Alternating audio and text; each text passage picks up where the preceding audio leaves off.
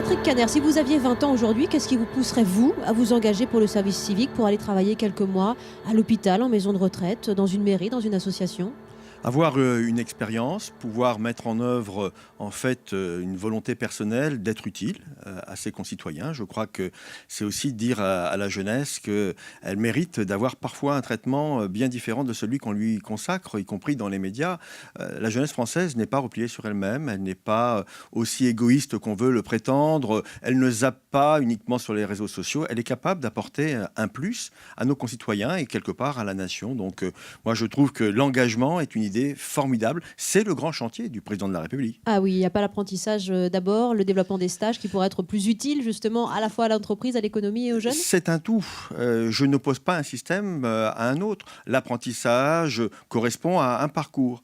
Notre parcours, c'est la garantie des jeunes pour ceux qui n'ont vraiment rien, qui sont même en grande difficulté personnelle. Le service civique est une autre formule.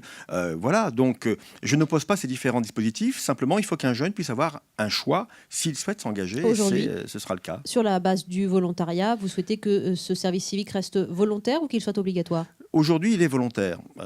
Et je crois qu'il faut bien faire la part des choses entre le service civique tel qu'il existe. Aujourd'hui, on y reviendra sûrement dans les questions. Bien sûr. Et ce service universel, cet engagement universel qui permettrait à tout jeune de 16 à 25 ans de pouvoir dire je veux consacrer 2 mois de ma vie, 3 mois de ma vie à être utile aux autres. Après, la question, Gratuitement. c'est quelle reconnaissance, effectivement, si c'est gratuit, quelle autre reconnaissance devons-nous imaginer?